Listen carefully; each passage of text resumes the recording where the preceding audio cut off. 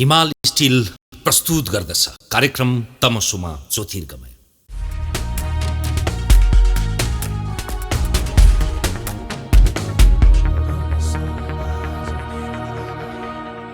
दर्शकबिन नमस्कार। कार्यक्रम तमसुमा ज्योतिर्गमयको यो अर्को विशेष श्रृङ्खलामा यहाँलाई हार्दिक स्वागत छ।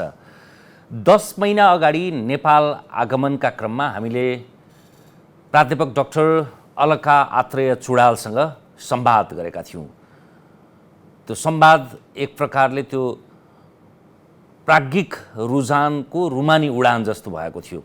उहाँलाई 50 को दशकका अथवा 60 को दशकका पूर्वार्धका टेलिभिजनका दर्शक अनि रेडियोका श्रोताहरूले त एकदमै परिचित नाम हो, सुपठित नाम पनि हो। तर कति छिटो हामी विस्मृत हुन्छौँ भने त्यो कुरा चाहिँ उहाँकै विधा र उहाँले काम गरेको प्राज्ञिक मन्थन गरेको उन्नयन गरेको क्षेत्रभन्दा बाहिरका लागि चाहिँ त्यो झन्डै उहाँको पुनर्परिभाषा जस्तो भएको थियो त्यो अन्तर्वार्ता, र त्यो एकदमै धेरैले मन पराउनु भएको थियो। हाल उहाँ अस्ट्रियाको भियना विश्वविद्यालयमा नेपाली, जर्मनी, त्यसै गरी लिम्बू, नेवारी, हिन्दी लगायतका भाषा अध्ययन अध्यापन गराउनुहुन्छ। यसका विषयमा त्यो अन्तर्वार्तामा बेली विस्तारमै चर्चा भएको थियो र सम्भवतः अर्को श्रृङ्खला चाहिँ तमसुमा ज्योतिर्गमयको टोली नै पुगेर अस्ट्रियाको भियनामै त्यहाँ नेपाली पढ्दै गरेका, संस्कृत पढ्दै गरेका गैर नेपाली भाषीहरूको माझमा चाहिँ त्यो संवाद गर्ने भनिएको थियो। त्यो संवादको त्यो अनुष्ठान र त्यो संयोग फेरि जुर्ला।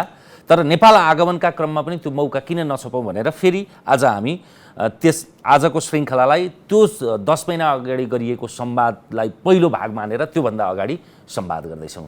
स्वागत छ। धन्यवाद।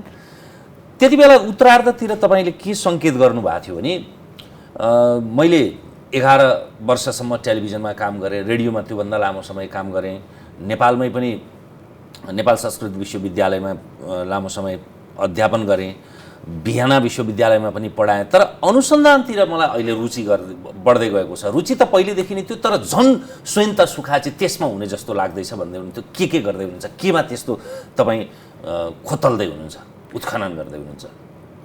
अहिले हिजोआज मैले खास गरी नेपाली भाषा साहित्यको विकासक्रममा पनि माध्यमिक कालमा के भइराखेको थियो त भन्ने कुरामा म अहिले केन्द्रित छु। मेरो अध्ययन र मैले 2 किसिमको अध्ययन गरिराखेकी छु अहिले। एउटा चाहिँ बनारसमा नेपाली भाषाको कसरी प्रचार प्रकाशन भयो त्यो समयमा भन्ने कुरातिर अहिले मेरो अध्ययन विक्रम सम्वतमा भन्दा कुन समयदेखि भन्न सकिन्छ? विक्रम सम्वतमा भन्दाखेरि मैले अहिले मेरो अध्ययन चाहिँ 2007 सालभन्दा अगाडिको र विक्रम सम्वतमा ठ्याक्कै भन्न आएन। इस्वी सम्वतमा 1880 देखि अन्तिममा गएर 1950 सम्मको अध्ययन अहिले मेरो। 2007 सालको परिवर्तनलाई चाहिँ पानी झोलो मानेर त्यो भन्दा अनि पहिलो प्रकाशन कहिले स्थापना भयो बनारसमा, कहिलेदेखि पुस्तक प्रकाशन हुन सुरु भयो होइन? 1875 मा बुद्धि चाणक भन्ने सबभन्दा पहिलो नेपाली प्रकाशित पुस्तक बनारसबाट छापिएको थियो र त्यहाँदेखि 2007 सालसम्म के कस्ता गतिविधिहरू भए। पुस्तक भने चाहिँ भानुभक्तीय रामायणलाई मोतीरामले छापे भन्दा पनि अगाडिको समय। हजुर, त्यो चाहिँ नेपाली प्रकाशित पहिलो पुस्तक हो। अब भानुभक्तको रामायणलाई चाहिँ एउटा मौलिक नेपाली पुस्तकको संज्ञा दिएर प्रथम पुस्तक भनेर भनियो र उहाँलाई आदिकवि भनियो। तर पुस्तक त त्योभन्दा पहिला पनि लेखिएका थिए होइन? तर नेपाली साहित्यको प्राथमिक काल, भानुभक्त पनि प्राथमिक कालका हुन्, तर प्राथमिक कालमा कस्तो थियो भने हाम्रो नेपाली साहित्य अनुवाद केन्द्रित थियो कि रूपान्तरणमा आधारित थियो, मौलिकता थिएन भन्नाले नयाँ रचना गरिँदैन थियो। संस्कृतका कुराहरूलाई नेपालीमा त्यसै छन्दमा त्यही अनुरूप अनुवाद गरेर रूपान्तरण गरेर लेखिन्थ्यो। त्यही भएर रूपान्तरण बहुल हाम्रो नेपाली भाषा साहित्यको प्राथमिक काल छ र बुद्धि चाणक पनि चाणक्य नीतिकै नेपाली रूपान्तरण हो। जस्तो अब त्यो कालखण्डको कुरा गर्दा त्यति बेला त नेपालमा राणा शासनको समय थियो। त्यो समय आफैमा औपचारिक रूपमा पठन पाठन गर्न पाइँदैन थियो। यद्यपि बालागुरु षडानन्दहरूले पढेको विद्यालय अहिले पनि छ। त्यो विद्यालय तपाईको 100 वर्ष पुरानो विद्यालय अनि पछि त्यही शिक्षाको ज्योति उहाँले त्यसलाई त्यो ज्योतिलाई बाल्नलाई फेरि दिङ्लामा अरू उन्नयन गर्नुभयो, नेपालमा दरबार हाई स्कुल यता सुरु भयो, राणाहरूलाई नि पठन पाठन गर्न, त्यसैले शिक्षाका लागि त्यति सहज थिएन। यद्यपि सुसुप्त ढङ्गबाट साहित्य त काहीँ न काहीँ नेपालको बनारससँगको साइनो तारतम्य त छँदै थियो होला, त्यो कस्तो थियो त्यो?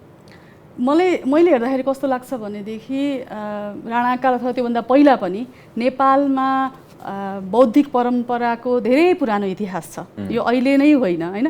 तर नेपाली भाषा साहित्यकै रचना अथवा त्यसमा मौलिकताका कुराहरू पछाडि आए तापनि संस्कृत भाषाको अध्ययन अध्यापनका कुरा गर्दै जाने हो भने धेरै धेरै पुरानो परम्परा हामीसँग छ।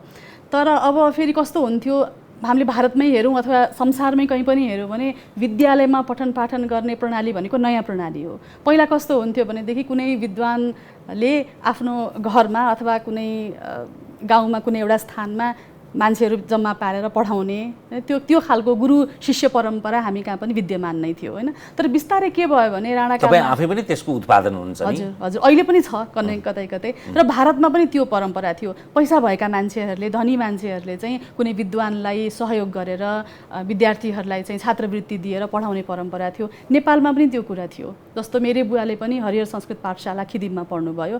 हरिहर गौतम भन्ने अलिकति सम्पन्न व्यक्तिले त्यो विद्यालय स्थापना गर्नुभयो होइन। र त्यहाँ धेरै नेपाली विद्यार्थीहरूले पढे। तर के थियो भनेदेखि अब कालान्तरमा आइसकेपछि अब परीक्षा दिनुपर्ने हुन्थ्यो, अब भनौँ न औपचारिक रूपमा एउटा प्रमाणपत्र पाउनुपर्ने हुन्थ्यो, डिग्री चाहिन्थ्यो। त्यो डिग्री पाउने व्यवस्था नेपालमा नभएको हुनाले राणा शासकहरूले पनि त्यसका लागि विद्यार्थीहरूलाई भारत गएर परीक्षा दिन पाउने सहुलियत दिएका थिए। त्यो बेला 19औं शताब्दीमा नेपाली विद्यार्थीले बनारसमा संस्कृत पढ्न जान, परीक्षा दिन जान, पढ्न त यहाँ पढ्थे, परीक्षा अन्तिम परीक्षा दिन जानको लागि 4 रुपियाँ छात्रवृत्ति पाउँथे होइन। नेपालबाटै हरेक विद्यार्थी 4 रुपियाँ पाउँथ्यो। त्यो 4 रुपियाँ बढ्दै बढ्दै गएर 2007 सालसम्म आउँदाखेरि 50 रुपियाँ भएको थियो। भनेपछि त्यसरी ती विद्यार्थीहरू बनारस जाने क्रम चल्यो र राणा शासकहरूले पनि त्यो कुरालाई रोक्न सकेनन्। अहिले छात्रवृत्ति नै दिन्थे भनेपछि त होइन, चाहेन। किन भनेदेखि चाहेनन् भन्दा पनि आवश्यकता थियो नि त। धार्मिक कृत्य गर्नको लागि त संस्कृत पढेको विद्वान अथवा प्रशासनमा पनि त उनीहरूलाई कोही न कोही पढेको बौद्धिक वर्ग त चाहिन्थ्यो नि त। भनेपछि त्यस्ता मान्छेहरू गए त्यहाँ। र अर्को फेरि कस्तो छ भनेदेखि वैद्यहरू पनि चाहिन्थे नि त होइन, उपचार गर्नको लागि। त्यतिखेर अब एलोपेथिक उपचार प्रणाली थिएन, आयुर्वेद पढ्नुपर्ने हुन्थ्यो। अनि त्यो आयुर्वेद पढ्नको लागि पनि गएका थिए। हामीले देख्छौँ पछि यो थेरावाद मुभमेन्टमा, आन्दोलनमा कलकत्ता जान्थे त्यतिखेर आयुर्वेद पढ्नको लागि। र त्यहाँबाट त्यो थेरावाद आन्दोलनबाट प्रभावित भएर पछि यहाँ नेपालमा बौद्ध धर्मको बारेमा विभिन्न त्यतिखेर गतिविधिहरू भए भनेपछि हिन्यान। हजुर, अनि यसरी गर्दाखेरि र त्यो नचाहे तापनि प्रशासन पनि बाध्य भयो नि त। उसलाई पनि त योग्य जनशक्ति चाहिएको कारणले त्यसरी बनारसमा नेपाली बौद्धिक वर्ग, बौद्धिक जमात, अहिले हामीले तपाईँले पुराना, अहिले नयाँ त म भन्दिनँ, पुराना हाम्रा नेपालीहरू हेर्नुहुन्छ भनेदेखि मलाई लाग्छ 90% नै बनारसको उत्पादन हुन्छ।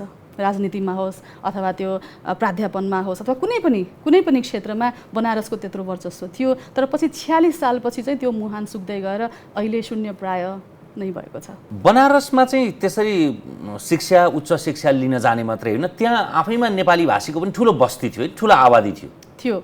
अब पढ्न जाने मात्रै होइन नि त, विभिन्न कारणले त्यहाँ जान्थे। एउटा धार्मिक कारणले जान्थे होइन, तीर्थ गर्नको लागि।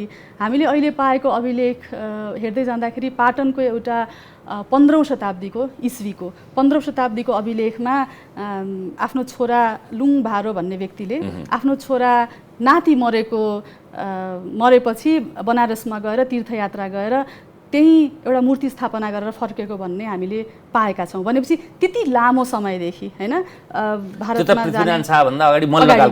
त्योभन्दा पछि मल्ल राजाहरू पनि गए, त्योभन्दा अगाडिको कुरा भयो। भनेपछि अलि अगाडिको कुरा भयो। हजुर, 15औं शताब्दी भने 16 भयो विक्रम सम्वतमा होइन।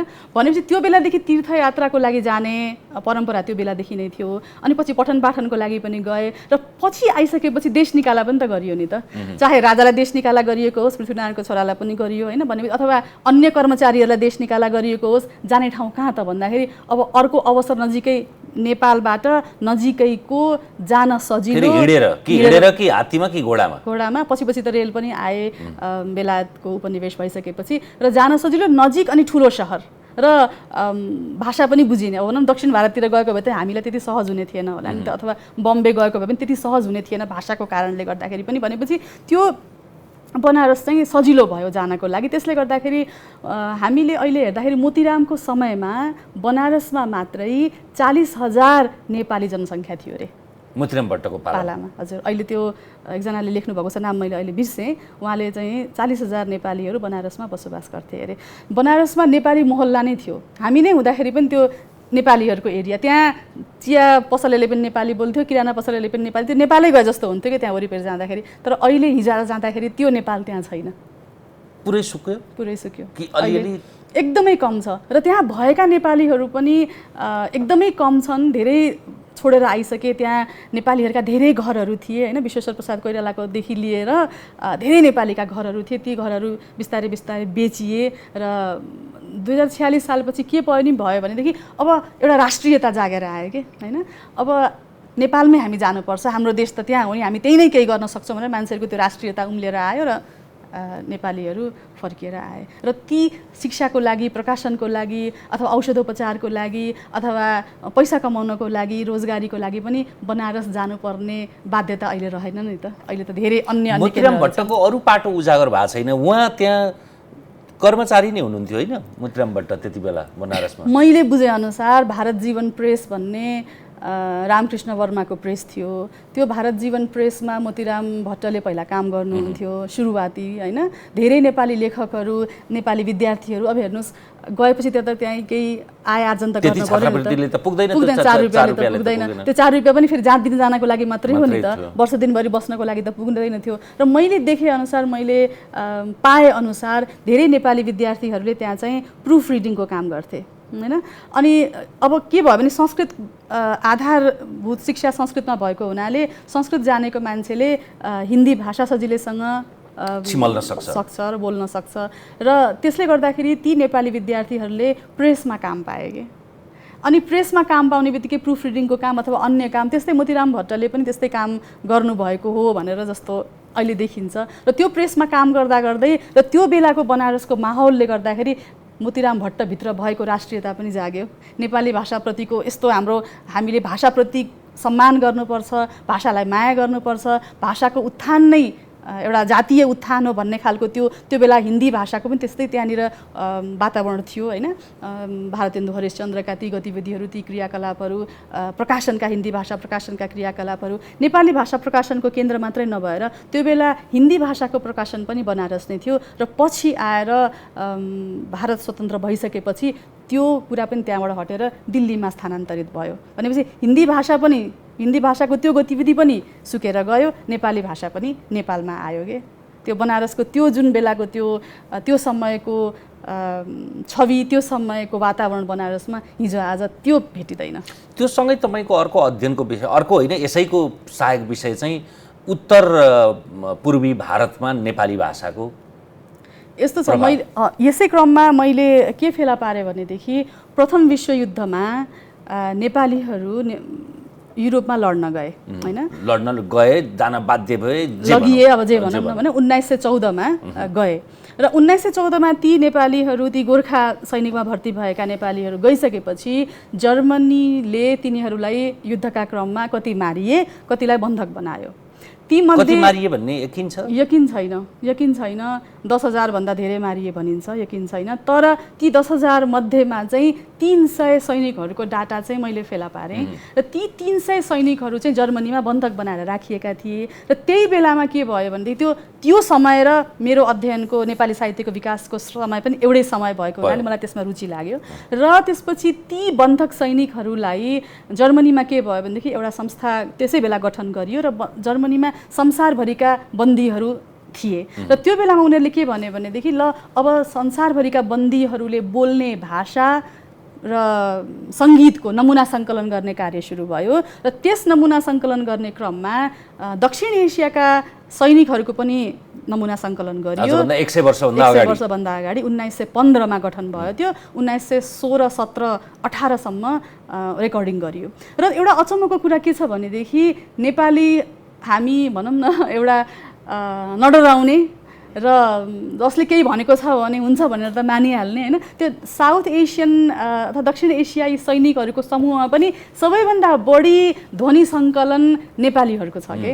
त्यो चाहिँ एउटा अचम्मको कुरा छ। 300 जना मध्येमा 100 जना फरक फरक सैनिकहरूले ध्वनि सङ्कलन गरेका छन्। त्यो कुनै अब सेकेन्डको होला, 1 मिनटको होला, 2 मिनटको होला, त्यसमा हामी नजाउँ होइन। र मेरो रुचिको विषय त्यहाँनिर के भयो भन्नुहुन्छ भने नेपाल अहिले पनि सुन्न सकिन्छ, अभिलेखित छ, सुन्न सकिन्छ। तर त्यो कस्तो छ भने कपिराइटले गर्दाखेरि मैले तपाईँलाई सुनाउन मिल्दैन। त्यसको लागि चाहिँ जर्मनी जे सम्भव हुन्छ छ त्यो सुरक्षित छ, हामी कसैले पनि त्यहाँ गएर सुन्न सक्छौँ। र त्यो अनि मेरो जिज्ञासा के रह्यो भने त्यति बेलाको नेपाली भाषा र अहिले कति फरक रहेछ?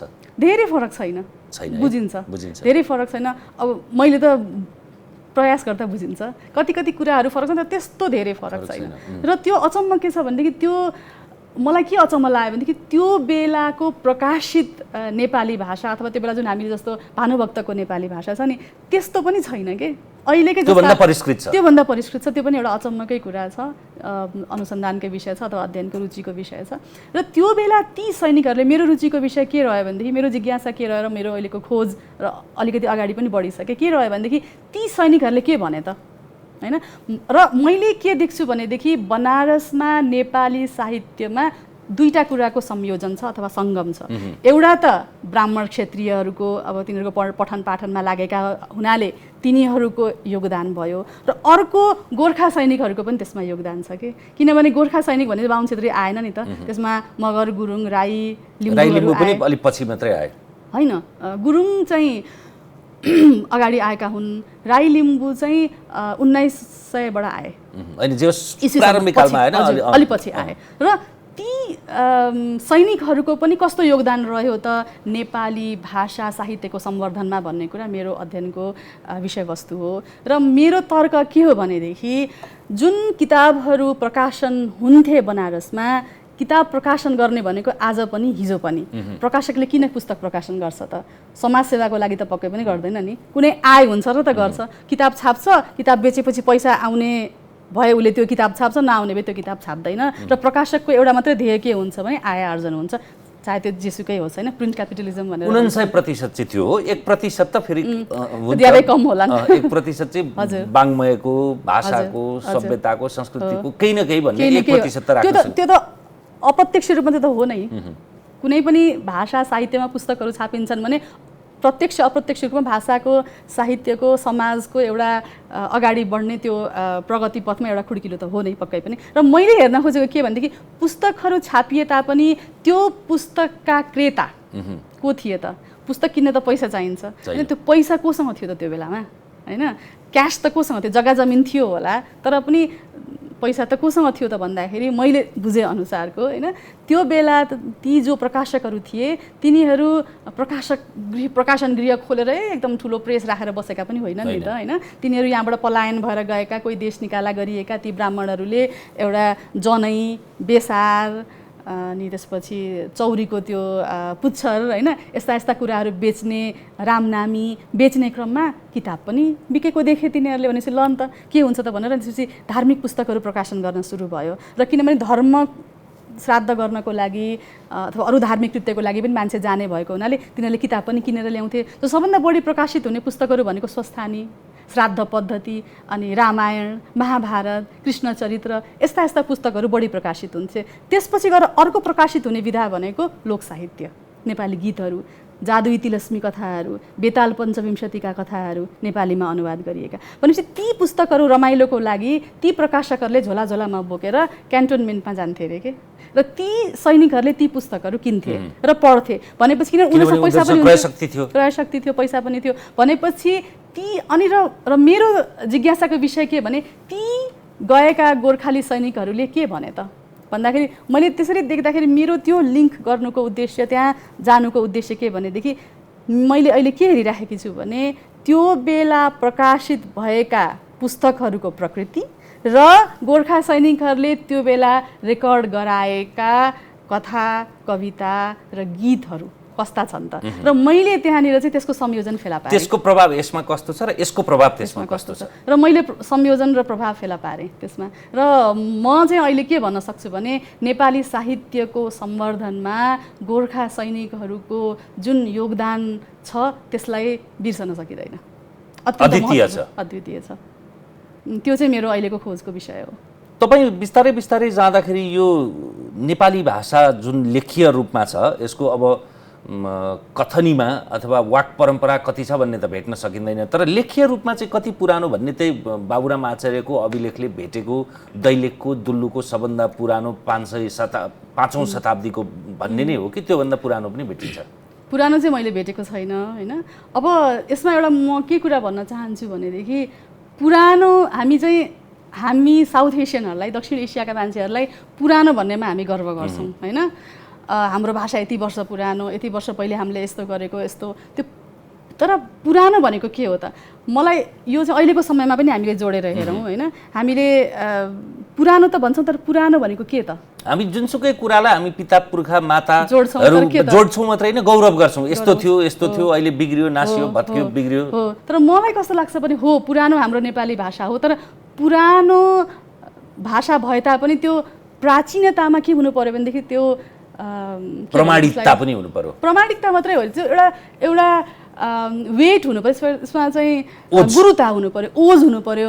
बाबुराम आचार्यले लेख्नु भएको त्यो अथवा पत्ता लगाउनु भएको अथवा 500 वर्षमा लेख्नु भएको जुन छ अभिलेख त्यति वर्ष पुरानो हामी जान सक्छौँ। 5औं शताब्दीमा एकदम सही, रिपोर्टिङ पनि गरेको छु, एकदमै राम्रो कुरा। तर मलाई के लाग्छ भनेदेखि त्योभन्दा अगाडि अहिलेसम्म फेला परेको छैन, त्यो नै हो। तर पनि मलाई कस्तो लाग्छ भने जुन नेपाली भाषा त्यति पुरानो हो तर भाषा र साहित्यले त्यो किसिमको उन्नति अहिलेसम्म गर्नु पर्थ्यो कि हामी प्राचीन भनेर मात्रै भन्छौँ, तर खोइ त हाम्रो भाषा र साहित्यको उन्नति भएको, समृद्ध भएको खोइ त? एउटा मान्छे कुनै पुरानो मान्छे हुन्छ भने उमेरले परिपक्व मात्रै भएर हुँदैन नि त, व्यवहारले ज्ञानले परिपक्व हुनुपर्छ। 60 वर्षको मान्छे दुईटा सँगै राखौँ, एउटा मान्छे चाहिँ एकदमै कसिलो अथवा विद्वान हुन्छ भने अर्को मान्छेसँग त्यति धेरै ज्ञान हुँदैन भनेपछि कति परिपक्व भयो, कति माझियो त्यो मान्छेमा भर पर्छ। त्यस्तै हाम्रो साहित्य पुरानो अवश्य पनि हो, तर हाम्रो साहित्य त्यति पुरानो भइसके तापनि मलाई कस्तो लाग्छ भने हाम्रो साहित्यले त्यस्तो खालको एउटा बिचमा के भयो विभिन्न कारणहरूले गर्दा त्यति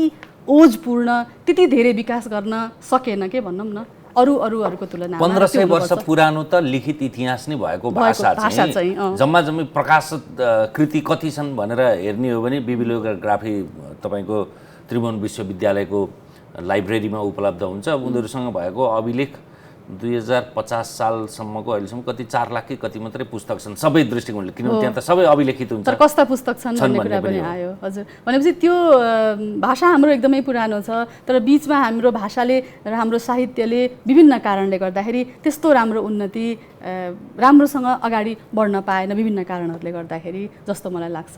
तपाईँलाई चाहिँ कुन हुटुटुले चाहिँ यही विषयमा बाहिर जाँदा पनि अघिल्लो संवादमा पनि अलिअलि छिपछिपे कुरा भएको थियो, यही भाषाकै सम्वर्धनमा, यो भाषा मात्रै होइन अघि भनि पनि सक्यो, त्यहाँ गएर तपाईँले लिम्बू भाषा पनि सिक्नुभयो, नेवारी भाषा पनि सिक्नुभयो।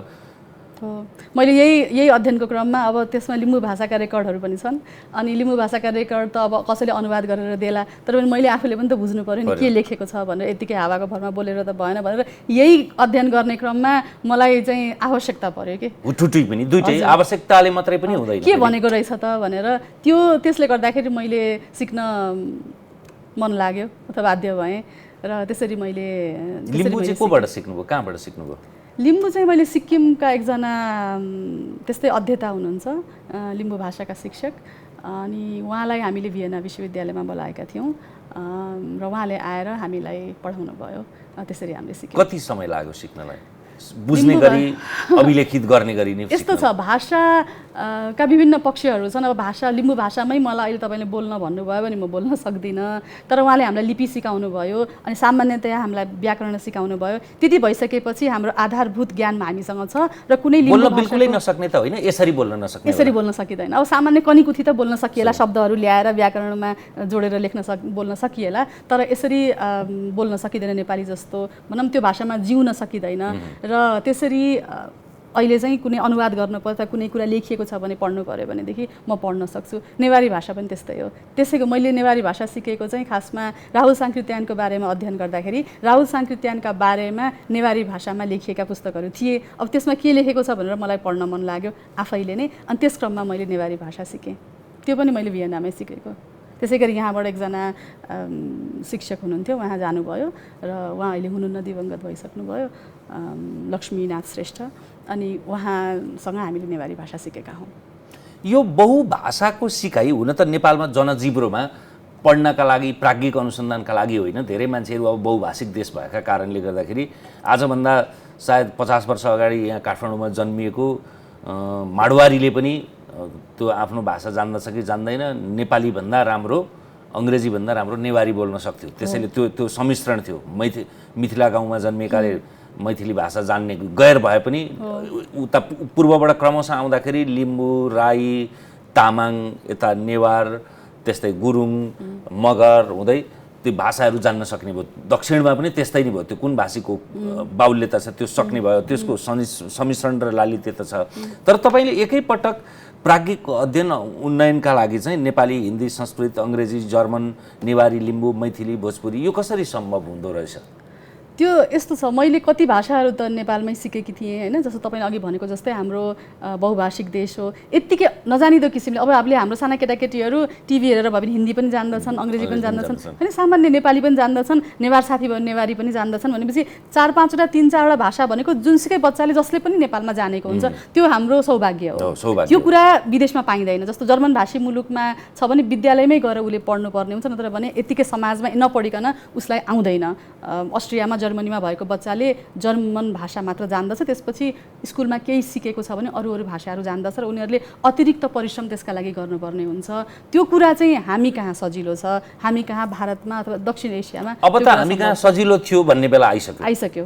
अहिले हामीहरू घरमा पनि हामी चाहिँ के गर्छौँ भने होइन, नेपाली बोल्नु हुँदैन, अब अङ्ग्रेजीमै बोलौँ भनेर बुवा आमा छोराछोरीसँग अङ्ग्रेजी बोल्न थाल्यौँ। अब नेवार परिवारमा कति बच्चाहरूले नेवारी भाषा नै लोप हुन लागिसक्यो, त्यस्तै अरू भाषा लोप हुन लागिसक्यो, नेपाली पनि बिस्तारै हामी बोल्न छोडिसक्यो। त्यो हामीले नबुझेर हो जस्तो लाग्छ। त्यसरी हामीसँग त्यो एउटा भाषा सिक्ने पनि एउटा के हो भनेदेखि त्यो क्षमता हो एउटा कुनै व्यक्तिको, र त्यो हामीले यत्तिकै पाइरहेका छौँ, सित्तैमा पाइरहेका छौँ, सजिलै पाइरहेका छौँ। त्यो कुरा हामीले अरू देशका व्यक्तिहरूले त्यति सजिलै पाउँदैनन्। र अर्को कुरा आयो एकैपटक भाषा सिक्ने भन्ने कुरा, यो अध्ययनका लागि भाषा सिक्न त्यति गाह्रो छैन, किनभने त्यसको प्रयोग सीमित हुन्छ र सीमित प्रयोगका लागि ध्यान दिएर त्यो एउटा भित्रबाट त्यतिखेर एउटा लगाव पनि हुन्छ नि त, मैले यो गर्नुपर्छ, सिक्नुपर्छ भनेर। मैले पछि गएर उर्दू पनि सिकेँ। उर्दू त बुझ्छु, तर लिपि त आउँदैन नि त, त्यो पनि पढ्नु पऱ्यो भनेर अनि मैले उर्दू पनि सिकेँ। भनेपछि त्यो एउटा भित्रबाट जुन लगाव भइसकेपछि आफूले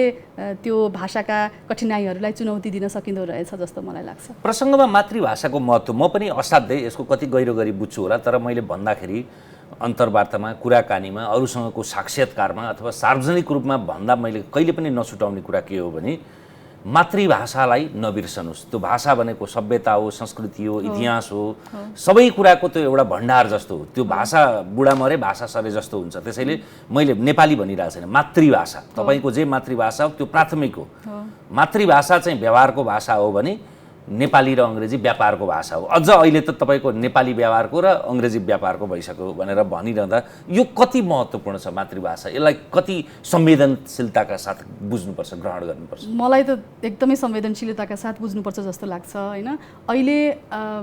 अहिलेको समयमा, अहिले आधुनिक समयमा आएर मलाई कस्तो लाग्छ भने हामीले छोराछोरीलाई गाली गर्दा अथवा माया गर्दा अथवा कुनै कुरा व्यक्त गर्दाखेरि होइन, भित्री भावनाहरू व्यक्त गर्दाखेरि हामीले हाम्रो मातृभाषामा जति राम्रोसँग आफ्ना कुराहरूलाई राख्न सक्छौँ त्यति राम्रोसँग हामीले अर्को भाषामा जतिसुकै सिकिएको भए तापनि राख्न सक्दैनौँ। र त्यो क्षमता विस्तार गर्नको लागि अत्यन्त राम्रोसँग भाषा आउनुपर्छ र त्यो अलिक गाह्रो पनि छ। र अर्को कुरा, म अनुवाद पनि गर्छु र अनुवाद गर्दाखेरि पनि मैले देखेको र भोगेको कुरा के हो भने त्यो मूल रूपमा लेखिएको भाषामा जुन त्यो कुरा छ नि, त्यो तत्त्व छ नि, त्यो तत्त्व अनुवाद गर्दाखेरि आउनै सक्दैन।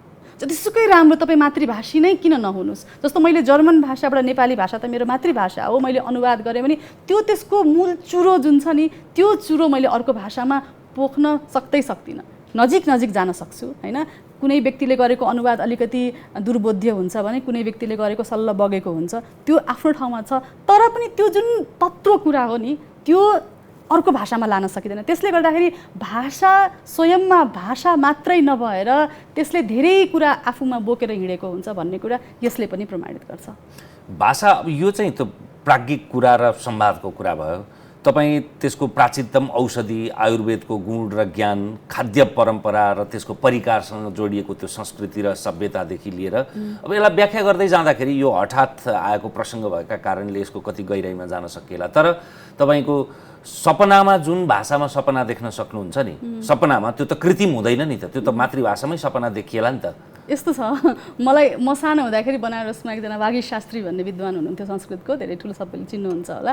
उहाँले, म संस्कृत बोल्थेँ नि त, अनि म र बुवा उहाँलाई भेट्न गयौँ। अनि उहाँले मलाई सोध्नु भयो सबभन्दा त्यहाँ बसिराखेको बेलामा, नानी त संस्कृत बोल्छु त भन्छेस्, तैँले सपना चाहिँ कुन भाषामा देख्छेस् भनेर सोध्नु भयो मलाई। अनि संस्कृतमा देखिस् भने मात्रै त संस्कृत बोलेको प्रमाणित हुन्छ, नत्र भने हुँदैन भनेर उहाँले त्यति बेला म सानै 7-8 वर्षको हुँदाखेरि भन्नुभएको थियो। र त्यो किन त्यस्तो भनेको होला, सपना के भाषामा देख्छ भने म यतिकै त्यहाँ सोचेको थिएँ कि म के भाषामा सपना देख्छु त भनेर म सोच्न बाध्य भएँ। तर अब अहिले आएर के हुन्छ भने मैले अरू भाषामा पनि सपना देख्छु कहिलेकाहीँ, देखिन्छ। तर अब त्यसको यदि त्यो जोड्ने हो भनेदेखि म त्यो भाषामा चाहिँ पोख्त भएर मैले देखेँ कि त्यतिकै अभ्यस्त भएर देखेँ होला। तर मैले आजकल चाहिँ हिजो आज सपना देख्दाखेरि नेपालीमा धेरै देख्छु, त्यो त अब पक्कै पनि हो। तर जर्मनमा पनि अङ्ग्रेजीमा पनि सपना देखिरहेको हुन्छ र मैले आफैलाई प्रश्न गर्छु कि के हो यो भनेपछि त्यति साह्रो दक्षता त ममा आइसकेको त छैन होला, तर पनि आजकल मैले देख्न थालेँ, पहिला देख्दिनँ। अचेतन मनमा पनि त्यसको प्रभाव परिसक्यो, त्यो त सुविचारित होइन नि। हजुर, होइन, मैले बोल्नु संवाद गर्नु त त्यो सुविचारित कुरा हो, तर अविचारित रूपमा अचेतन अवचेतनबाट आउनु त्यो भनेको भाषाको कुन गहिराइसम्म हामी पुग्यौँ भन्ने कुरा त्यसले प्रभाव पार्छ। तर मलाई अर्को पनि कुरा यहाँनिर के जोड्न मन लाग्यो, भाषाको कुरा आइसकेपछि मलाई कस्तो लाग्छ भने हामीले हाम्रो मातृभाषामा अथवा कुनै पनि एउटा भाषामा 100% दक्षता, एकदमै माथिल्लो दक्षता हासिल गऱ्यौँ भने मात्रै हामीले आफ्नो भाव व्यक्त गर्न सक्छौँ। मैले राम्रोसँग कुरा बुझाउन सकेँ कि सकिनँ। एकजना हुनुहुन्छ, मैले उहाँबाट त्यो कुरा सिकेँ। उहाँ वयोवृद्ध मान्छे, साह्रै राम्रो मान्छे हुनुहुन्छ, साह्रै असल व्यक्ति हुनुहुन्छ, तर उहाँ नेवार परिवारबाट आउनुभयो। उहाँलाई नेवारी भाषा पनि राम्रो आउँदैन, उहाँलाई अङ्ग्रेजी भाषा पनि राम्रो आउँदैन। बाध्यतावश उहाँ चाहिँ विदेशी हुनुभयो, त्यहाँ विदेश गइसकेपछि नेवारी बोल्न पाउनु भएन, अङ्ग्रेजी पनि राम्रो उहाँको भएन, जर्मन भाषा पनि उहाँको राम्रो भएन, हिन्दी भाषा पनि उहाँको राम्रो भएन। तर बोल्न त सबै जान्नुहुन्छ। तर जब उहाँसँग कुरा गर्दाखेरि उहाँका भित्र कति कुराहरू उकुस भएका छन्, उहाँले व्यक्त गर्न सक्नुहुन्न किनभने उहाँलाई एउटा भाषामा दक्षता भएन। र त्यो देखिसकेपछि मलाई ओहो, मान्छेलाई कति गाह्रो हुँदो रहेछ त। त्यसले गर्दाखेरि हामीले हाम्रा सन्ततिलाई अथवा हाम्रा साथीभाइलाई जसलाई हुन्छ हामीले एउटा त्यही भएर मातृभाषामा दक्षता हुनु त्यति जरुरी रहेछ, किनभने त्यो एउटा भाव सम्प्रेषणीय क्षमता जुन छ नि, किनभने भाषा नभइकन त भाव सम्प्रेषण हुँदैन नि त, अभिनय गरेर मात्रै हुँदैन भनेपछि त्यो कुराको क्षमता बाहिर ल्याउनको लागि हामीले मातृभाषा जान्नु जरुरी छ। र म भाषा सिकाउने क्रममा म भाषा शिक्षक पनि भएको हुनाले मैले मेरा विद्यार्थीहरूलाई कति कुराहरू, अब जर्मन भाषी हुन्छन् प्रायः जसो मेरा विद्यार्थीहरू, ती जर्मन भाषी विद्यार्थीहरूलाई मैले जर्मन भाषामै त्यो कुरा बताइदिएपछि उनीहरूलाई छर्लङ्ग घाम लागेको जस्तो हुन्छ कि कहिलेकाहीँ त्यो कुरा नेपालीमा उनीहरूले भन्न जानेनन् अथवा हिन्दीमा भन्न जानेनन् अथवा संस्कृतमा भन्न जानेनन् भने म उनीहरूलाई तिम्रो भाषामा चाहिँ के भन्छौ त यसलाई, तिम्रो भाषामा भनिहेर त भनेपछि उसले आफ्नो भाषामा भन्छ, अनि बल्ल तिम्रो भाषामा यो भनेको यो भनेपछि बल्ल उसलाई छर्लङ्ग हुन्छ। त्यसले गर्दाखेरि पनि एउटा भाव सम्प्रेषणीयताको लागि, भाव सम्प्रेषण क्षमता विस्तार गर्नको लागि पनि हामीले हाम्रो मातृभाषामा दक्षता हासिल गर्नु चाहिँ अत्यन्त अनिवार्य र महत्त्वपूर्ण हो जस्तो मलाई लाग्छ। तर विडम्बना, हामी जुन गतिमा विश्वव्यापीकरण, विश्वग्राम, उपभोक्तावाद, नत्र भने त तपाईँको सबै भाषाहरू, लिम्बू भाषा पनि कति धेरै प्रकारका थिएछन् हो नि। नेवारी नै तपाईँको पाटनको नेवारी, भक्तपुरको नेवारी, काठमाडौँको दोलखाको नेवारी, होइन, उति बनेपाको नेवारी, पनौतीको नेवारी, यता तपाईँको सबैतिरको नेवारी फरक छ नि त। ड्राई भाषा 25 किसिमको छ। हो, त्यो किन त्यस्तो भयो भन्दाखेरि पानी ढलो कहाँ थियो, एउटा गाउँबाट, एउटा नदीको प्रभावबाट, एउटा खोलाबाट, एउटा पहाड, एउटा चुचुरो, एउटा डिस्कोबाट पारी त्यस्तो हुन्थ्यो। तर आज त त्यस्तो भएन।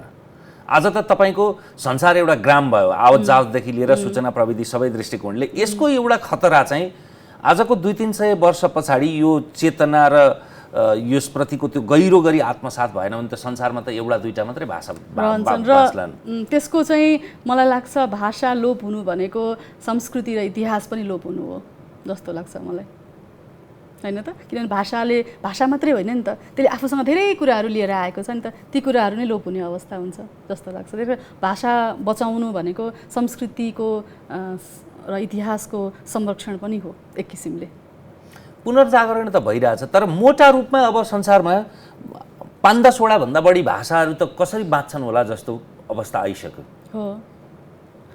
पछिल्लो 100 वर्षमा कति भाषाबाट कति घटिसके अवश्य हो, सङ्ख्यात्मक रूपमै भन्न सक्छौँ। सायद 10,000 को सङ्ख्याबाट अहिले 4,000 को सङ्ख्यामा झरिसकेका छन्। 100 वर्षमा त्यत्रो ठुलो अवतरण भइसकेको छ। हामीले नेपालमै हेरौँ न, बिस्तारै बिस्तारै अहिलेको समयमा हामी आन्दोलन चले तापनि त्यति राम्रोसँग अगाडि बढिएको छ। आन्दोलनले मात्रै हुने भएन नि, यो त व्यक्तिले आत्मसात गर्नु पर्यो।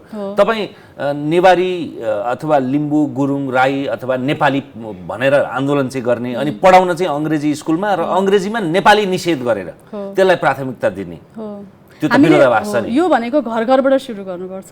जस्तो मैले पनि मेरो घरबाट मेरा सन्ततिलाई भाषा सिकाउनु पर्यो, तपाईँले पनि तपाईँको घरबाट तपाईँको छोराछोरीलाई सिकाउनु पर्यो। यसरी घर घर नजागिकन हुँदैन। घर पहिलो पाठशाला हो, सबै कुरा विद्यालयलाई छोडिदिनु भयो भने सकियो। हाम्रो समाजले, हाम्रो अभिभावकले भाषाको महत्त्वलाई बुझ्नुभयो भनेदेखि त्यो सम्भव छ जस्तो लाग्छ मलाई, असम्भव छैन। केही समयलाई त यो अहिले अतिरिक्त अनुराग छ अङ्ग्रेजीप्रतिको, त्यो भएन भने केही पनि हुँदैन भन्ने भ्रम छ। त्यो एक प्रकारले हो पनि, तर त्यो मात्रै सम्पूर्णता होइन भन्ने जब बुझिन्छ। अहिले चाहिँ के छ भने लघुतावास पनि छ के, आफूलाई अङ्ग्रेजी राम्रो भएन, अङ्ग्रेजी स्कुलमा पढिएन, अङ्ग्रेजी जिब्रो फड्काएर बोल्नु, त्यस पछाडि विदेश पढ्न जानु भन्ने कुरा नै सबभन्दा ठुलो आदर्श र प्राप्ति हो भन्ने लागेसम्म त्यसले काम दिँदैन। तर त्यो जब त्यो चरण सकिन्छ त्यस पछाडि पुनर्जागृत हुन्छ। तर म एउटा कुरा अर्को पनि भन्छु, मैले अनुभव गरेको जीवनमा, यदि मेरो मातृभाषा त्यो होइन भने, जस्तो मेरो मातृभाषा अङ्ग्रेजी होइन नि त, मेरो मातृभाषा त नेपाली हो भने मैले मेरो छोराछोरीलाई अङ्ग्रेजी सिकाउनु भनेको त्यो ठुलो दुर्घटना हुन्छ। मेरो मातृभाषा जर्मन होइन, तर मैले मेरो छोराछोरीलाई जर्मन भाषा सिकाएँ भने त्योभन्दा नराम्रो केही पनि हुँदैन।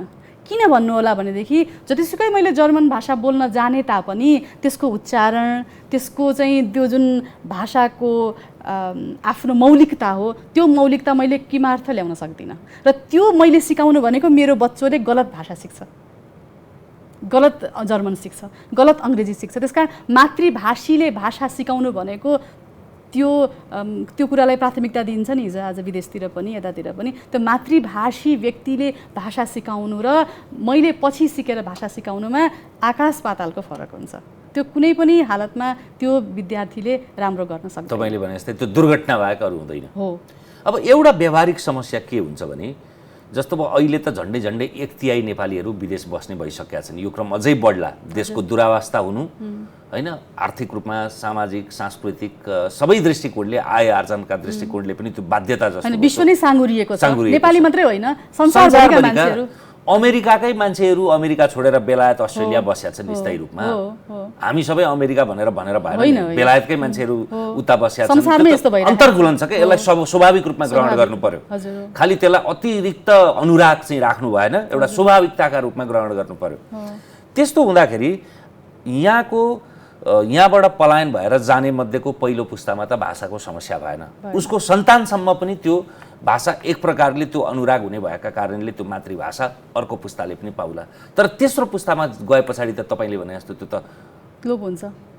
अहिले दोस्रो पुस्तामै लोप भइसकेको छ, कति हामीले देख्छौँ। किनभने त्यही मैले भने, हामीलाई चाहिँ गलत सिकाइ र गलत बुझाइ हाम्रो के भयो भनेदेखि छोराछोरी घरमा छन्, यिनीहरूलाई त यहाँ अङ्ग्रेजी बोल्नुपर्छ, यिनीहरूले त अथवा यहाँ फ्रेन्च बोल्नुपर्छ, जुन देशमा छौँ हामी, अथवा जर्मन बोल्नुपर्छ, कहाँ गएका छौँ भनेर आमा बुवाले जानी नजानी कनीकुथी त्यो भाषा बोल्न थाल्नुभयो र बच्चाले गलत भाषा सिकेको हुनाले त्यो बालकले चाहिँ, त्यो बालिकाले चाहिँ स्कुलमा पनि राम्रो गर्न सकेनन्। त्यसको उदाहरण मैले धेरै देखेको छु। अब अहिले यहाँ सबै बयान गर्दाखेरि अब धेरै लामो कुरा हुन्छ र त्यो एकदमै अहिलेको त्यो दुर्घटना हो।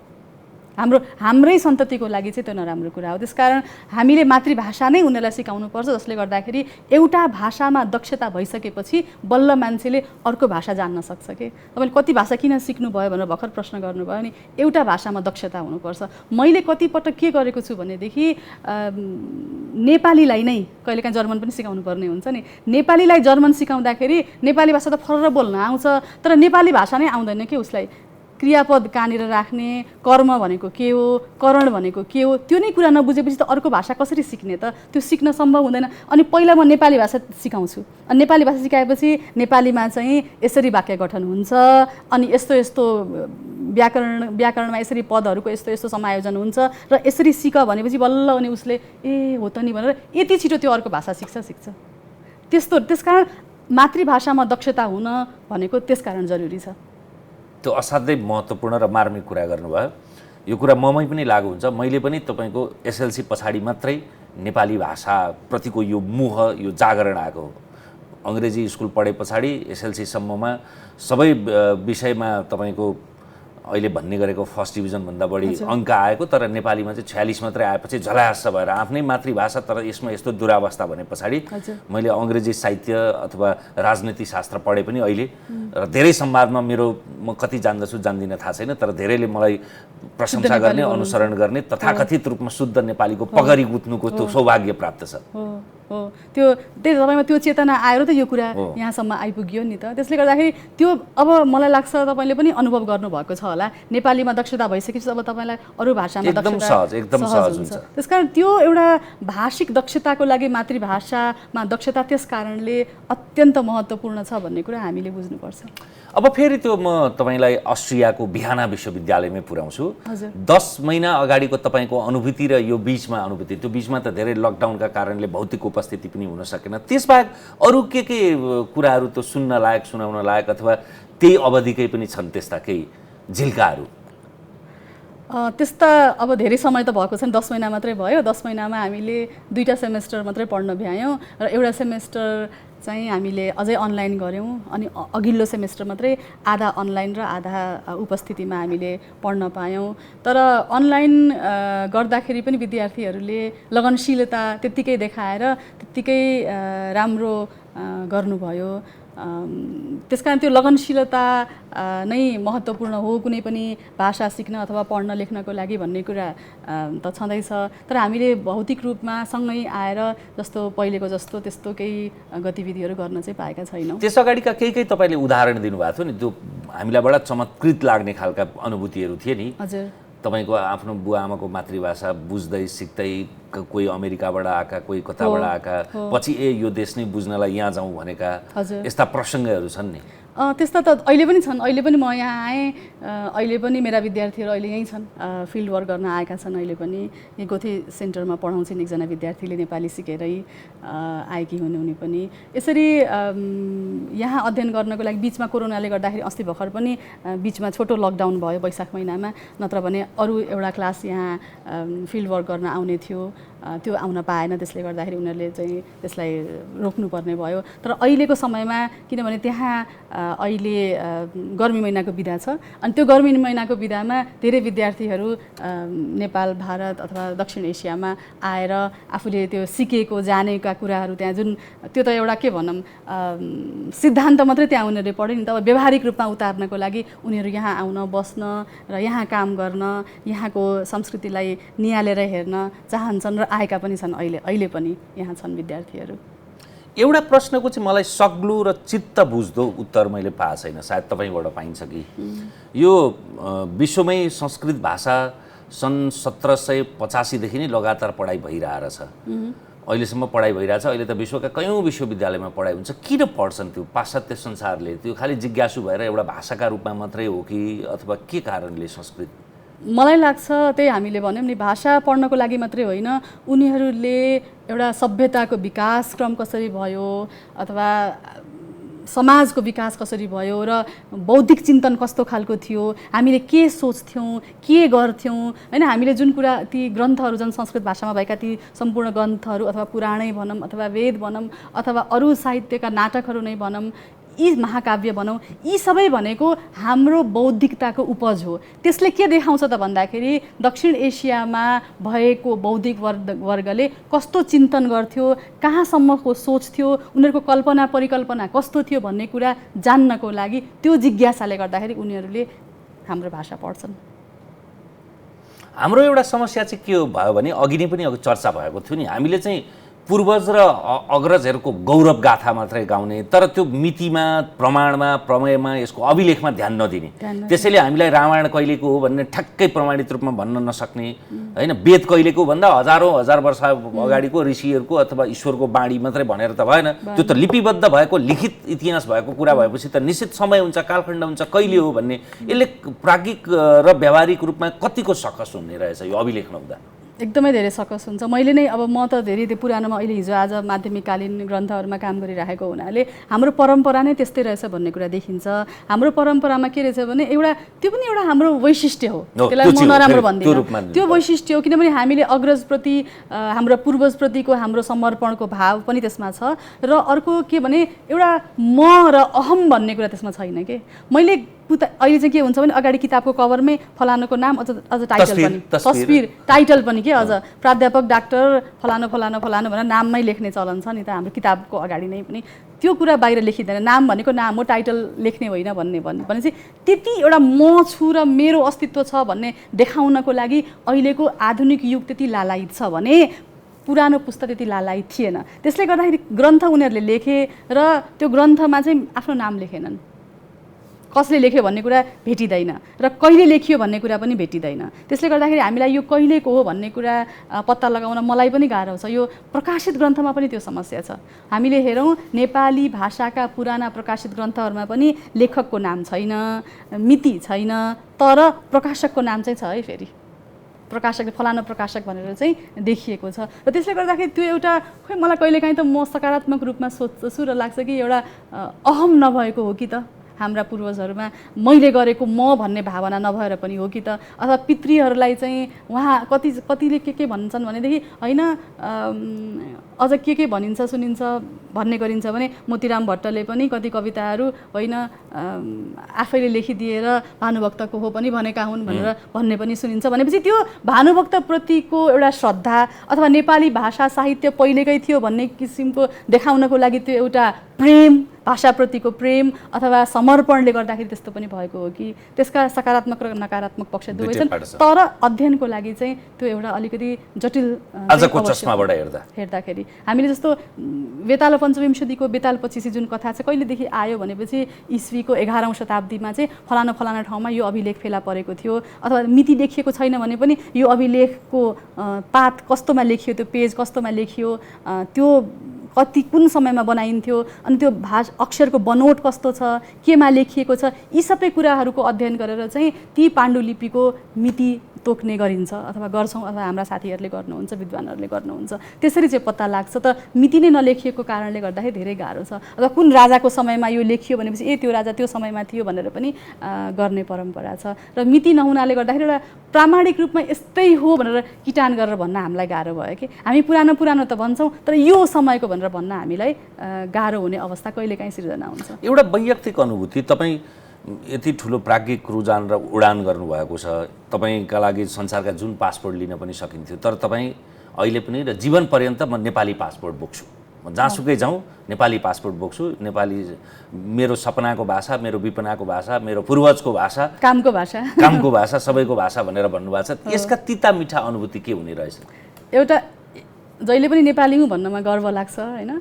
अनि तर एक पटक चाहिँ जहिले पनि एउटा समयमा चाहिँ मलाई साह्रै चित्त दुख्छ। त्यो के भने जस्तो सहकर्मी तपाईँ जर्मन नागरिक हुनुभयो, म नेपाली नागरिक हुँ, अब तपाईँ र म बेलायत जानुपर्ने भयो हैन। उनीहरू फेरि मातृभाषी एउटै छ, नेपालकै होला, हुन पनि सक्ला, के टुङ्गो छ र पासपोर्ट पो जर्मनको बोकेको छ त। त्यो अवस्थामा हुनसक्छ। भनेपछि तपाईँ र म गयौँ, एउटै कार्यालयबाट गयौँ, तपाईँको र मेरो एउटा भनौँ न स्तर एउटै हो, सबै एउटै सहकर्मी हौँ। अनि त्यसपछि सबभन्दा सुरु त कहाँबाट हुन्छ भने हाम्रो चाहिँ फलानु दिन चाहिँ सेमिनारमा जानु छ भन्ने बित्तिकै तपाईँ मजाले बस्नुहुन्छ, मैले चाहिँ भिसा लिनुपर्ने हुन्छ। त्यहाँ गयो अनि त्यो पासपोर्ट बुझायो, त्यो अतिरिक्त काम के, अनि त्यो उनीहरूले गर्ने व्यवहार त्यो गर्दाखेरि कस्तो ग्लानी हुन्छ कहिलेकाहीँ। अनि त्यसपछि गयो प्लेनमा सँगै एउटा टिकट काटेर जान्छौँ, सँगै बसेर जान्छौँ, प्लेनबाट ओर्लिने बित्तिकै मेरो साथी सरर जान्छ, म चाहिँ 1.5 घन्टा बस्नुपर्छ त्यहाँ लाइनमा, बस्दा बस्दा बस्दा बस्दा कहिले पनि पालो आउँदैन। अनि बन्दीले जस्तो पहिला गएर किन आयो, यो चाहिँ के हो, शङ्काको दृष्टिले हेरिन्छ, अनि किन आएको होला, के होला भनेर ड्याक्ट्याक्टी पारेपछि पछि मैले म यो कामको लागि आएको हुँ, यस्तो हुँ भनेर सबै बयान गर्नुपर्ने कि त्यो एउटा कठघरामा उभिएको कैदीले जस्तो। अनि त्यसपछि बल्ल अनि ल जानुहोस् भनेर जान दिइन्छ। त्यसपछि त सम्मानको दृष्टिले उनीहरूले हेर्छन्। तर पनि एउटा कस्तो भने त्यति भिन्नता लाग्छ कि म नेपालमा जन्मिएको हुनाले चाहिँ मैले त्यति कुराहरू पार गरेर जानुपर्ने, ऊ सम्पन्न मुलुकमा जन्मिएको, हामी बराबरको काम गर्ने, उस्तै काम गर्ने, उस्तै सहकर्मी हुँदाखेरि पनि मैले चाहिँ नेपाली भएको नाताले त्यस्ता कठिनाइहरू भोग्न त्यो बेलामा चाहिँ अलिकति कहिलेकाहीँ चित्त दुख्छ, नत्र भने त त्यस्तो केही पनि छैन। नेपाली पासपोर्टको यो स्तरको अपहेलनाको दोष त तपाईँ पनि होइन, म पनि होइन नि त। होइन, तर पनि अब के गर्ने, त्यो बाध्यता छ। अहिले भर्खरै म तपाईँलाई एउटा कुरा भन्छु, हामीले अहिले अमेरिकाबाट एउटा ठुलो प्रोजेक्ट गर्दैछौँ र त्यो प्रोजेक्ट अहिले डिसेम्बरमा सकिनुपर्ने। हामी स्वस्थानीको अनुवाद गर्दैछौँ, म र जेसिका बिर्केनहोल्स भन्ने हाम्रो साथी सहकर्मी हुनुहुन्छ पेन्सिल्भेनियाको। अनि मैले अमेरिका जानुपर्ने थियो, हाम्रो त्यहाँ भेटेर हाम्रो त्यहाँ काम गर्नुपर्ने थियो सँगै बसेर, तर यही भिसाले गर्दाखेरि म जान पाइनँ, किनभने नेपाली भएको हुनाले मैले लाइनमा बस्नुपर्ने हुन्छ भिसा लिनको लागि।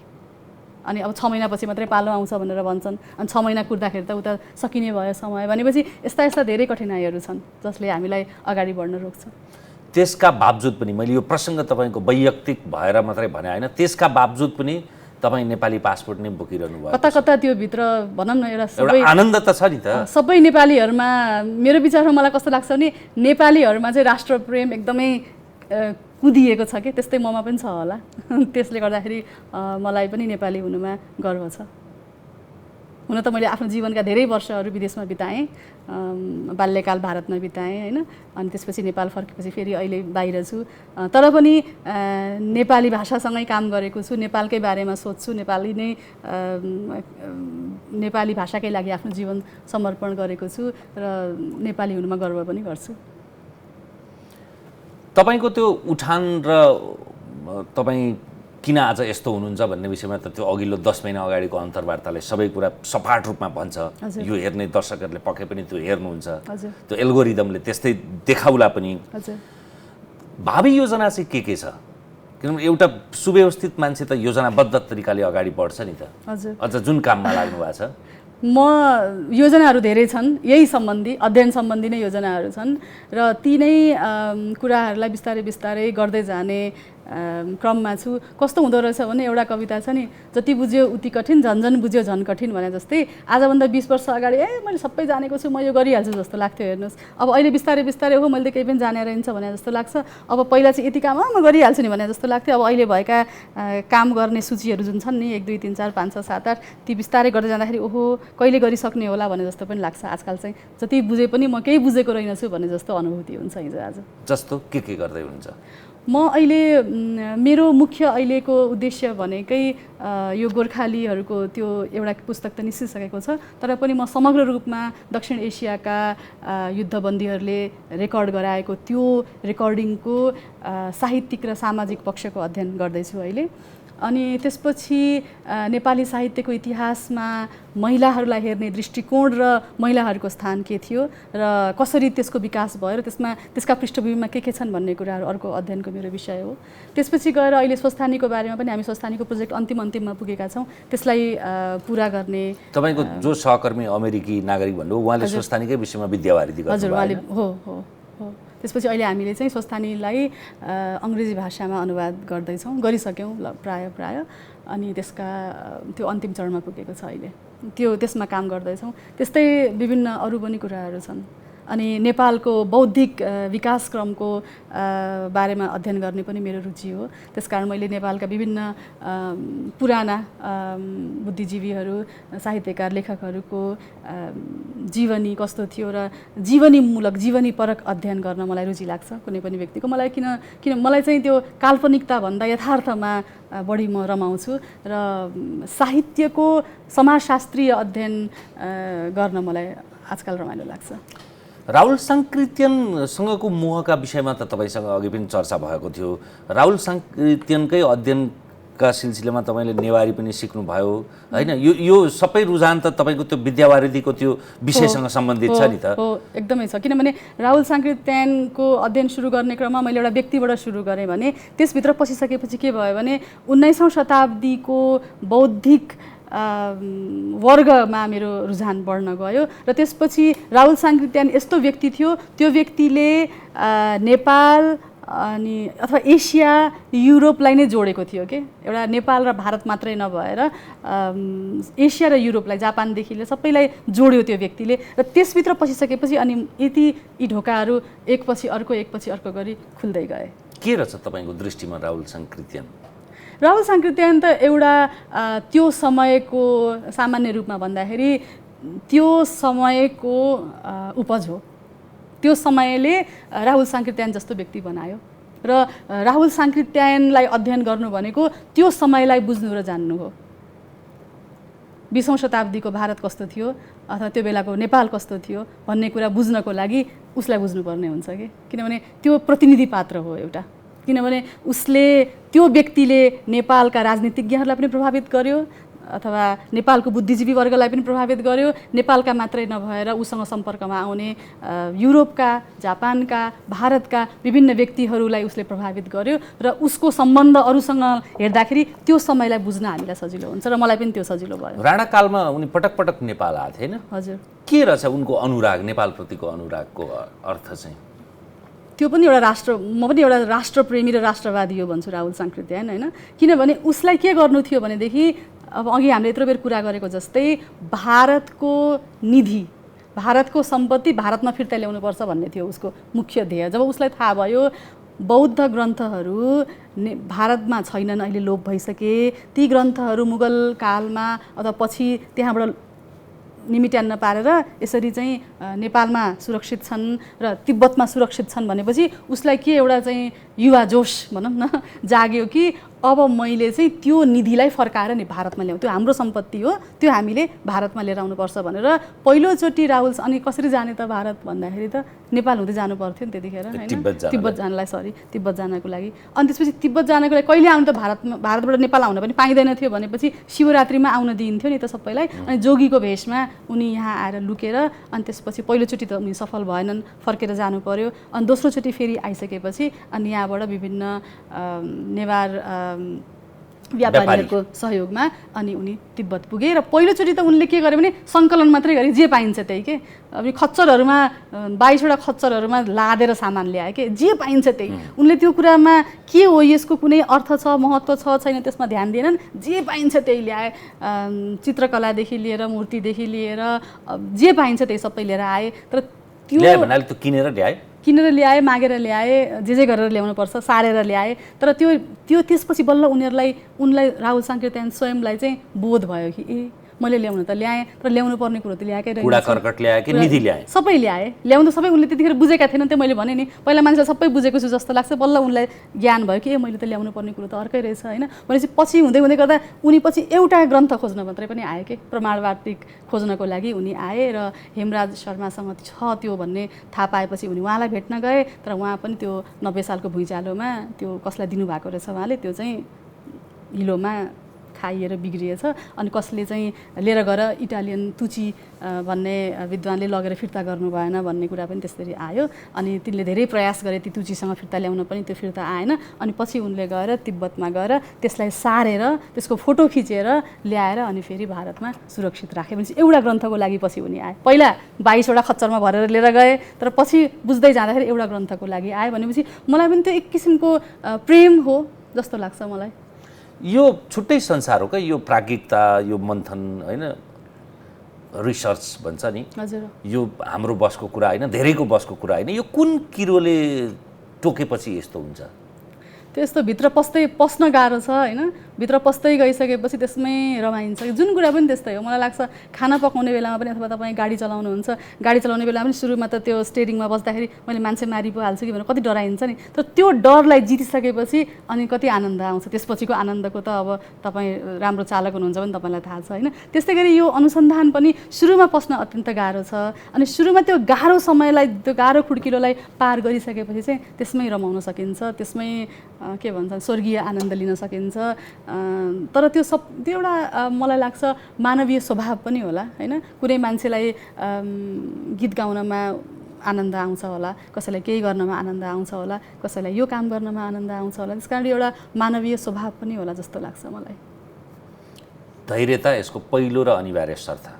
हजुर, जुन कुरामा पनि यो त धैर्यता त जुनै पनि कुरामा, सहनशीलता धैर्यता त जुनै पनि काममा पनि यो गुण चाहिँ अवश्य हुनुपर्छ, जे काम गर्दाखेरि पनि जस्तो लाग्छ मलाई, जे सिक्दाखेरि पनि। आज त तपाईँको डिजिटल दुनियाँले ठाउँ हेर्ने सुविस्ता पनि छैन, तुरुन्त फोटो खिचो फेसबुकमा हालो, हो त टिकटकमा हालो, गीतमा के अरे तपाईँको विवाह उत्सवमा गएको छ तर विवाहमा के छ त्यो मतलब छैन, आफूमा आत्मकेन्द्रित हो। मलाई चाहिँ आजकल कस्तो लाग्छ भने म पनि यो कुराको विरोधी छु, म धेरै फोटो खिच्दिनँ, आफूले पनि मेरो मोबाइल मसँग हुन्छ तर म फोटो खिच्दिनँ, किन मलाई कस्तो लाग्छ भने त्यो दृश्यलाई मेरो आँखाले कैद गर्नु पर्यो र त्यसको रमाइलो त्यसको आनन्द मैले आँखाले लिनुपर्छ जस्तो लाग्छ मलाई। त्यस कारण म हतपत फोटो खिचिहाल्ने कुरामा ध्यान दिन्न। पहिला त्यस्तो गर्थेँ मैले। म पहिला कुनै सहरमा घुम्न गएँ, मानिलिउँ म जनकपुर घुम्न गएँ भने मलाई कस्तो लाग्थ्यो भनेदेखि जनकपुरका सबै दर्शनीय स्थलहरू मैले भ्याउनै पर्छ, पुग्नै पर्छ, म त्यहाँ पुग्नु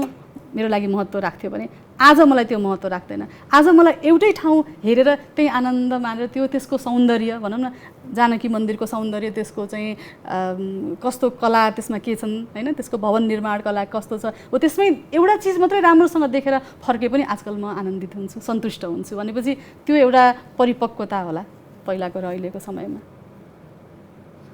त्यो चिन्ताबाट चिन्तनमा पुग्ने।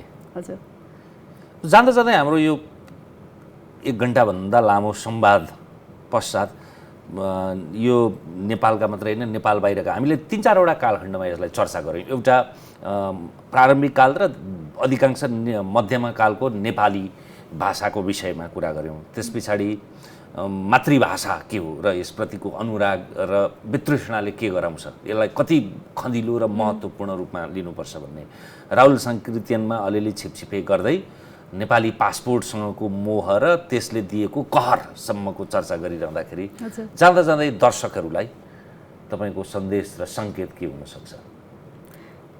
त्यस्तो खासै विशेष सन्देश म त्यस्तो दिन सक्ने योग्य मान्छे हुँ जस्तो त मलाई लाग्दैन।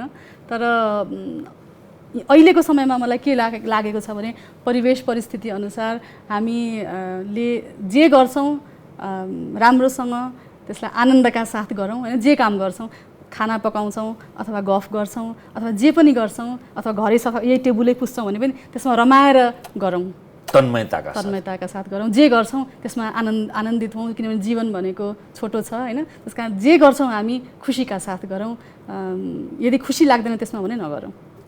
जुनसुकै कुरा चाहे पढ्ने कुरा होस् अथवा फिल्म हेर्ने नै कुरा होस्, बाध्य भएर मैले यो हेर्नै पर्छ भनेर नहेरौँ, अथवा समाचार नै हेरौँ, होइन मैले आज समाचार हेर्नै पर्छ भनेर नहेरौँ। त्यसमा हामीलाई रुचि लाग्छ, आनन्दित हुन्छ भने हेरौँ, नत्र भने नगरौँ। अनि त्यसो गरियो भनेदेखि चाहिँ हामीले गर्ने कामको जुन परिणाम हो त्यो परिणाम राम्रो आउन सक्छ।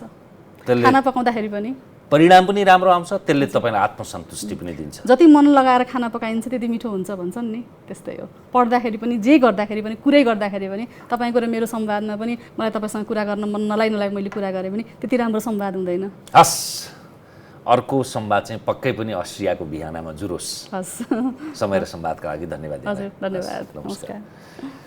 हामीसँग हुनुहुन्थ्यो प्राध्यापक डाक्टर अलका आत्रेय चुडाल। यो श्रृङ्खला 10 महिना अगाडि छायाङ्कन गरिएको श्रृङ्खलाको दोस्रो भागका रूपमा ग्रहण गर्नुभयो भने यो अझ बोधगम्य हुन जान्छ। कतिपय कुरालाई हामीले पृष्ठभूमिका रूपमा त्यही विषयमा विस्तारमा चर्चा गरेका थियौँ।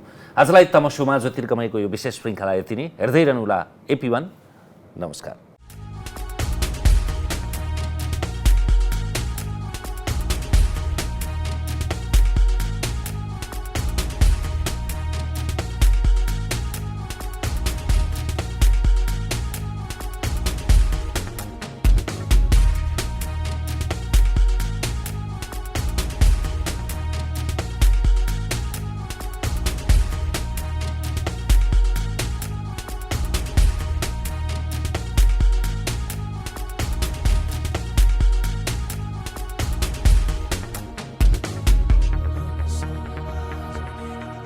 हिमाल स्टिल प्रस्तुत गर्दछ कार्यक्रम तमसोमा ज्योतिर्गमय।